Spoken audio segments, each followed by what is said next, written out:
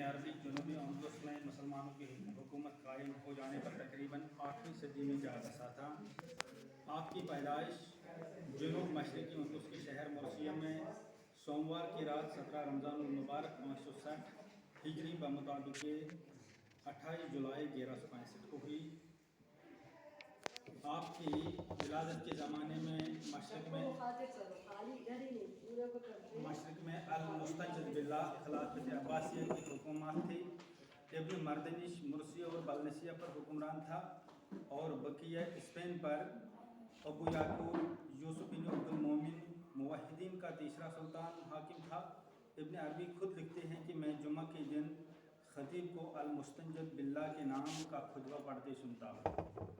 ये उसकी विलादत। नाम मोहम्मद, कुनियत अबू बकर, लक़ब मुहिद्दीन और पूरा नाम मुहिद्दीन मोहम्मद बिन अली बिन मोहम्मद बिन अहमद बिन अब्दुल्ला बिन हातिम ताई है। हम बीच में दखल देंगे। उनकी सवालें कौन पूछ रहा है? खुलासा क्या तैयार किया है आपका? खुलासा सुना दो। किताबों पे तबसरा किया है आपने उनकी, वो बता दो। ये तो हमें मालूम ही हो जाता है कि हाँ, जो दुनिया में आया है वो तो कहीं ना कहीं पैदा हुआ होगा, उसने कहीं पढ़ा होगा। लेकिन आप अपना कंट्रीब्यूशन दीजिए कि इस पर आपका कंट्रीब्यूशन क्या है। आपने किताबें जो लिखी है, किताबें जो उन्होंने लिखी है, आपने उसमें लिख दिया है, वो हाईलाइट करो। उसके पेश नज़र आपके मौजू की अहमियत होती है। ठीक है। इनकी जो मतलब उन्होंने 580 किताबें लिखी। ऐसा नहीं हो सका कि उनको शामिल किया है थीसिस में मैंने उनके नाम, लेकिन उनकी जो जिनकी फ़िलासफ़ी ज़्यादातर 2 किताबों में पाई जाती है। उनका जो तबसरा है 2 किताबों, जिनमें से एक फतुहात मक्किया है। फतुहात मक्किया तो मतलब उसकी पूरे वर्ल्ड में मतलब तसव्वुफ़ के हवाले से, वाहिदुल वजूद के हवाले से एक अहम किताब मानी जाती है। तो ये किताब उन्होंने शेख अबू मदीन की मतलब उनके शर्फ़ तलम्मुस से लिखी है।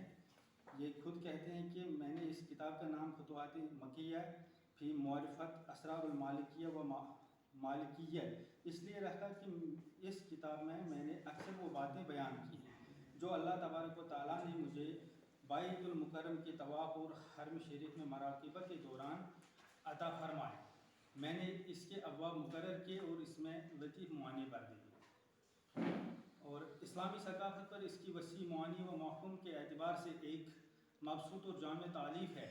इस किताब के ज़रिए उन्होंने इस्लामी तहज़ीब व सकाफ़त की तमाम कड़ियों को मिलाकर तसव्वुफ़ और फ़लसफ़े तसव्वुफ़ का वो अज़ीम शान नज़रिया उस्तवार किया है जो इनसे पहले और इनके बाद इस कदर जामियत, इतनी दीदा रेज़ी, इस दर्जे वुसअत नज़र और फ़िक्र की ऐसी गहराई और गहराई के साथ कभी मारूज़ वजूद में नहीं आया।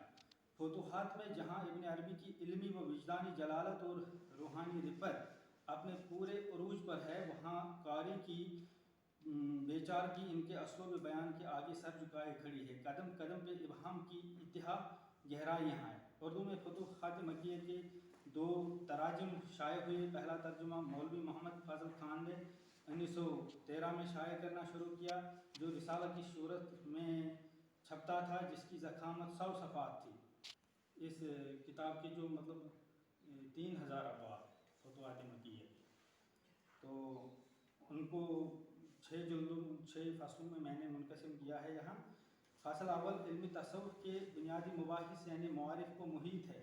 इसमें रूह की माहियत के बयान से हुबूत रूह की मनाज़िल से अजसाद की तख्लीक़ व तश्कील के बारे में नहायत काबिल कदर और फ़िक्र अंगेज़ मालूमात मुहैया की है।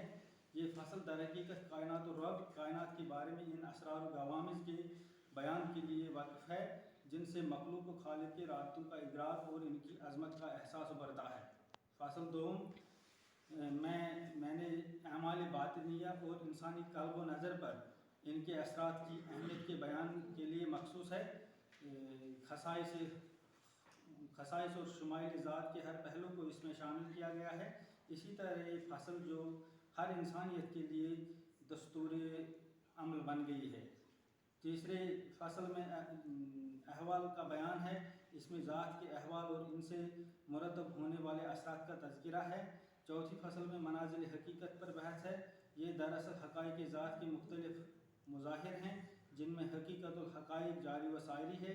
5ویں فصل میں منازلات کی وضاحت ہے۔ یہ احوال ذات کے مقامات ہیں جہاں اوصاف اس صورت ظاہرہ میں متشکل ہوئے۔ آخری فصل میں مقامات کا تذکرہ ہے۔ سالک کی راہ حقیقت کے مقامات اس کی صلاحیت کے حوالے سے متعین ہوئے ہیں، اور آخر میں وہ اس بلند ترین مقام کو محسوس کرنے لگتا ہے جو مقام محمدی ہے، جو مطلوب و مقصود کائنات ہے۔ یہ بہت سارا فلسفہ ہے بھائی، مطلب آپ اس طرح سے اس کو پورا نہیں سمجھ پائیں گے۔ جس کو مطلب اس کے بارے میں اور بھی جانکاری چاہیے وہ مجھ سے یہ کتاب لے لے۔ تو بہرحال اس کی دوسری اہم کتاب ہے خصوص الحکم۔ یہ اس میں کہتا ہے فس کے معنی ہیں نگینے اور خلاصے۔ خصوص الحکم گویا حکمت کے نگینے کے ہیں۔ محی الدین ابن عربی اپنے ہر مقالے کو فس سے تعبیر کرتے ہیں۔ انہوں نے خصوص الحکم کے ہر باب کو کسی منتخب نبی کے نام پر رکھا کہ نبی کے دل کو ایک ایک حکمت اور مسئلہ تجلی اور انکشاف سے نسبت خاص ہوتی ہے۔ خصوص کی وجہ تعلیف کے متعلق انہوں نے کتاب کے آغاز میں یہ صراحت کی ہے۔ 627 ہجری کے ماہ محرم کے آخری عشرے میں نے ایک خواب دیکھا۔ ان دنوں میرا قیام شام کے پائے تخت دمشق میں تھا۔ میں یہ سناتا ہوں خصوص الحکم اس نے کیسے دیکھی۔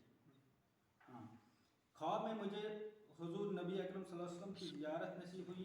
میں نے دیکھا کہ حضور صلی اللہ علیہ وسلم کے دشت مبارک میں ایک کتاب ہے، اور حضور صلی اللہ علیہ وسلم مجھ سے فرما رہے ہیں خذہ واخرج بہ الی الناس ینتفعون بہ، یہ کتاب لو اور اسے لوگوں تک پہنچاؤ تاکہ وہ اسے استفادہ کریں۔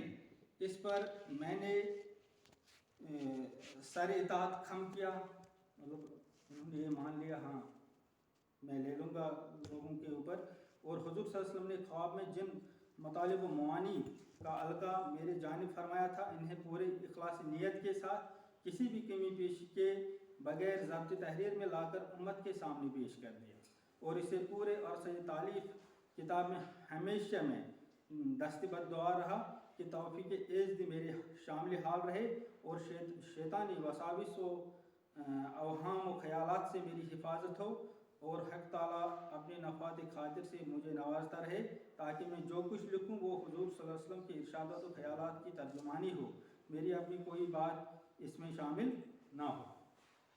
تو یہاں پہ ایک تنقید ہو رہی ہے اسے کہ بھائی مسلمانوں کے لیے مطلب حدیث اور قرآن تو یہ تو آخری کتابیں ہیں، اس کے علاوہ تو کچھ نہیں۔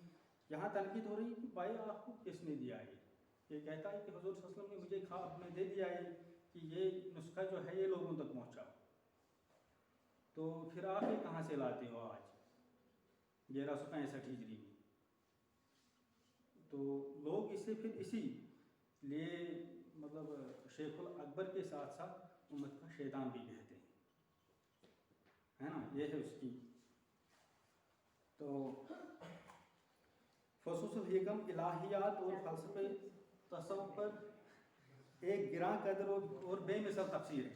یہ محی الدین ابن عربی کے مشہور عالم نظریہ وحدت الوجود پر حرف آخر کی حیثیت رکھتی ہے، اور ان کے تمام خیالات و افکار کا جوہر اور نچوڑ ہے کہ انہوں نے تصوف کی مبادیات کو جس جامعیت سے بیان کیا ہے اور مسائل تصوف کو حل کر کے اس کی افادیت کو ثابت کیا ہے، وہ بات محی الدین ابن عربی کی کسی تصنیف میں بھی اس درجے کمال تک پہنچی نہیں ملتی۔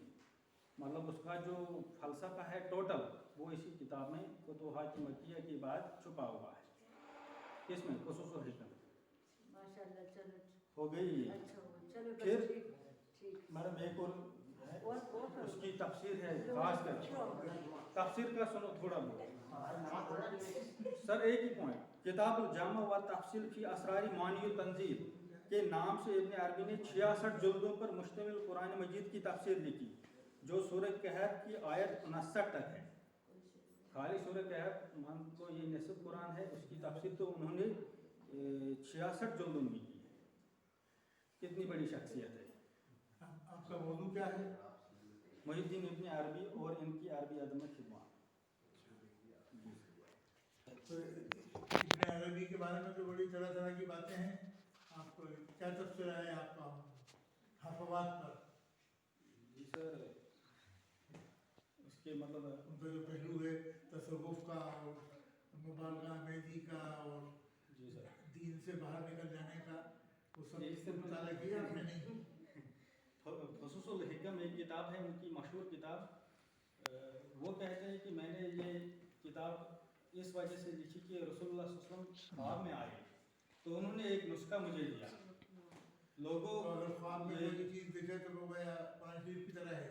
जी सर, तो फिर ये कह रहा है कि मुहिद्दीन इब्न अरबी कह रहा है कि रसूलुल्लाह सल्लल्लाहु अलैहि वसल्लम ने फरमाया कि ये लोगों तक ले जाओ ये नुस्खा। फिर जब मैंने ले लिया तो लोगों ने थोड़ा बहुत इस पर तनकीद का निशाना बनाया कि नहीं भाई ये गलत है, कि हमारे पास जो सबसे अहम नुस्खा है वो है कुरान और हदीस, ये कहाँ से आ गया बीच में? यही सर।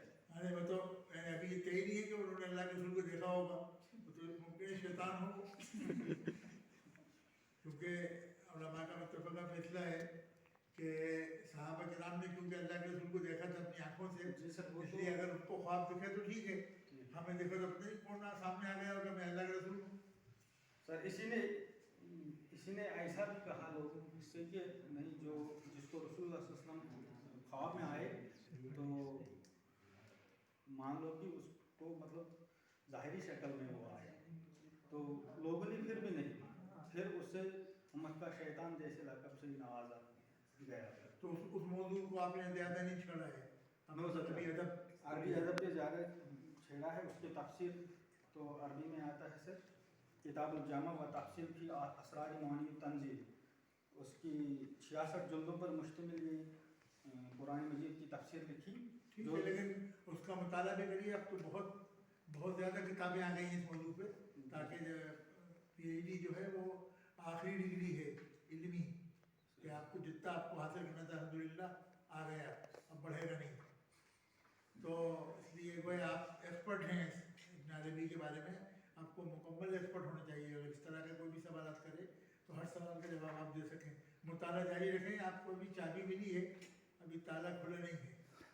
ठीक, चलिए बस हो गया। एक सवाल मेरा भी है कि इब्न अरबी के बारे में ये है, जो आपने फ़ुसूसुल हिकम का जिक्र किया है, उसमें उन्होंने ये वजाहत की है कि अगर कोई शख्स उलूहियत का दावा कर दे यानी खुदाई का, तो हो सकता हो वो अपने दावे में सच्चा हो। इसकी वजाहत, अगर ये अकीदा है तो वो तो खारिज इस्लाम होंगे।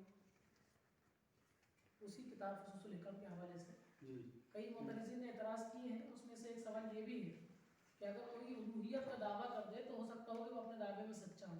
जो आपका जो बुनियाद आपने बनाई है वहदतुल वजूद की, उनकी अकीदे की, उसकी नज़र में इस पर आपका क्या जवाब है? इस पर मेरा जवाब क्या है, मतलब आपने मतलब वो किताब पढ़ी होगी ना फ़ुसूसुल हिकम जी, तो उसमें आपने पढ़ा क्या, आपको लगा ऐसा कि ये वाकई है या किसी ने ऐसे इल्ज़ाम लगा दिया उन लोगों को?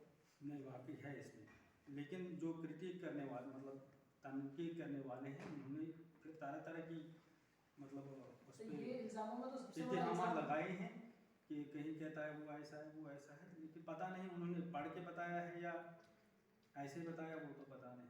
नहीं, लेकिन दूसरी तरफ ये जो ख्वाब वाली बात आपने जिक्र की, उसमें तो सही हदीस है, अल्लाह के नबी ने फरमाया कि मन रानी फिल मनाम फसयरानी फिल यक़ज़ा वला यतमस्सल बि शैतान, कि शैतान तो मेरी शबीह इख्तियार नहीं कर सकता, जिसने मुझे नींद की हालत में देखा वो बेदारी में भी मुझे देखेगा जी, वो तो और ख्वाब जो है नबूवत का 46वां हिस्सा भी है। वो तो मुझे भी पता है, लेकिन सर तो तज़ाद हो रहा आपकी बातों में। फिर भी ये तो एक पहलू है, इसके मतलब बहुत सारे ऐसे व्यूवर्स हैं जो वहदतुल वजूद के हवाले से फ़ुसूसुल हिकम तो ये हमें भी पता है। नहीं, मेरा मतलब ये है कि आप अपना ओपिनियन तय कर लीजिए कि आप उनको पॉजिटिव मानते हैं या नेगेटिव, तभी तो यहाँ पे मैं तो यहाँ पे पॉजिटिव मानता हूँ, तो फिर अगर लेकिन आप मानते हो आपको उसका मैं दिफा करना पड़ेगा। जमहूर क्रिटिक्स की बात करता हूँ। हाँ, कई ने फ़ुसूसुल हिकम को जैसे ही उन्होंने कहा कि हुज़ूर सल्लल्लाहु अलैहि वसल्लम ख्वाब में आए, उन्होंने मान लिया नहीं ये तो होगा, लेकिन जब वहदतुल वजूद या बाकी है ना, बाकी सारे पॉइंट बहुत सारा तफसीर 66 जुल्दों पर जो मुश्तमिल होगा उसमें एक ही बात तो नहीं होगी, तो कभी कभी उसके अपोज भी किया है। हाँ।